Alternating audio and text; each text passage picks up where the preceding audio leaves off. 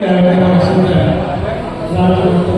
ಸ್ಪರ್ಧೆ ಕಾರ್ಯಕ್ರಮಕ್ಕೆ ಆಗಮಿಸಿದ ನಿರ್ಗಮಿಸಿದ ಎಲ್ಲ ಪೂಜೆಗೆ ವಂದಿಸುತ್ತಾ ಈಗಾಗಲೇ ಮಾತಾಡುವಂಥ ಪರಿಸ್ಥಿತಿ ಇಲ್ಲ.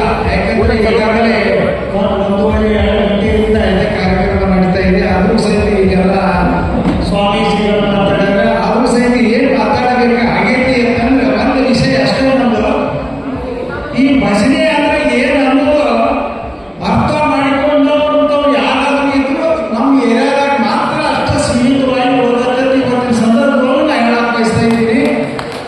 ಈಗ ಬೇರೆ ಕಡೆ ನಾವು ವಿಚಾರ ಮಾಡ್ತಾ ಇದ್ದೀವಿ. ಮತ್ತೆ ನಮ್ಮದೊಂದು ಏನೈತಿ ಅಂತಂದ್ರೆ ಈ ಭಜನಾ ಕಾರ್ಯಕ್ರಮ ಇದ್ರೆ ಮಾತ್ರ ಯಾವುದೇ ಕಾರ್ಯಕ್ರಮಕ್ಕೆ ನಾನು ಹೋಗೋದು. ಕ್ರಿಕೆಟ್ ಆಡಕ ಅಥವಾ ಡ್ಯಾನ್ಸ್ ಮಾಡೋ ಅಂಥ ಕಾರ್ಯಕ್ರಮಕ್ಕೆ ₹5 ಕೊಡೋದಿಲ್ಲ. ಆ ಕಾರ್ಯಕ್ರಮಕ್ಕೂ ಹೋಗೋದಿಲ್ಲ ಯಾವತ್ತಿನ ಮೊದಲಿನ.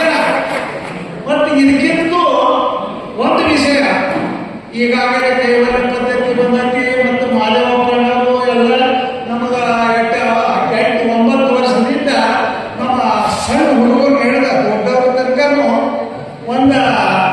ಅವರು ಒಂದು ಮಟ್ಟಕ್ಕೆ ತಂದುಬಿಟ್ಟು ಅವರು ಇಲ್ಲಿ ಅವರು ಕೆಲಸ ಮಾಡಿದ್ರು ಮತ್ತು ನಮ್ಮ ಮಂದಿ ಕಡೆಯಿಂದ ಸೇವೆನೂ ಮಾಡಿಸ್ಕೊಂಡ್ರು.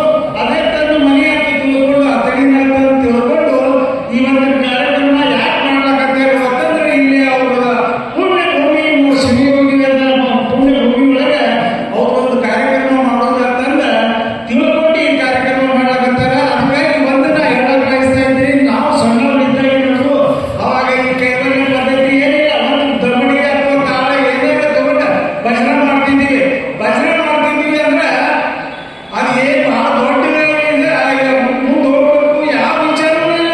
ಆದ್ರೆ ಒಂದೇ ವಿಚಾರ ಅಂದ್ರೆ ಇವತ್ತಿಗೆ ನಾವು ಈಗ ಸ್ಟೇಜ್ ಮೇಲೆ ನಿಂತು ಮಾತಾಡಿದಾಗ ಯಾವುದಾದ್ರೂ ಕರುಣೆ ಇದ್ರೆ ಆ ಭಜನೆಯಿಂದ ಅಂತ ಇವತ್ತಿನ ಸಂದರ್ಭದಲ್ಲಿ ನಾನು ಹೇಳಕ್ ಬಯಸ್ತಾ ಇದ್ದೀನಿ. ಆವತ್ತು ನಾವು ಭಜನೆಗೆ ಹೋಗಿರಲಿಲ್ಲ ಅಂದ್ರೆ ನಾವು ಏನು ಆಗ್ತಿದ್ದೀವೋ ಬಿಡ್ತಿದ್ದೀವೋ ಗೊತ್ತಿಲ್ಲ. ನಿಮಗೆ ಸ್ವಾಮೀಜಿ ಅವರು ಹೇಳಿದ್ರು ಅತನಿಯ ಸಾಹುಕಾರ ಅಂತಂದ್ರೆ ಈ ಸಾಹುಕಾರಕ್ಕೆ ಬರ್ಲಕ್ಕೆ ಕಾರಣ ಯಾರಾದರೂ ಇದ್ರೆ ಈ ಭಜನಾ ಸಂಘ ಇವತ್ತಿನ ಸಂದರ್ಭದಲ್ಲಿ ಹೇಳಕ್ ಬಯಸ್ತಾ ಇದ್ದೀನಿ.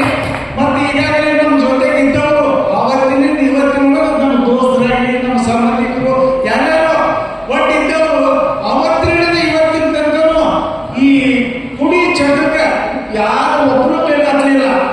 ಯಾಕೆ ಬೇಗ ಹತ್ತಲಿಲ್ಲ ಅಂದ್ರೆ ಆ ಭಜನಾ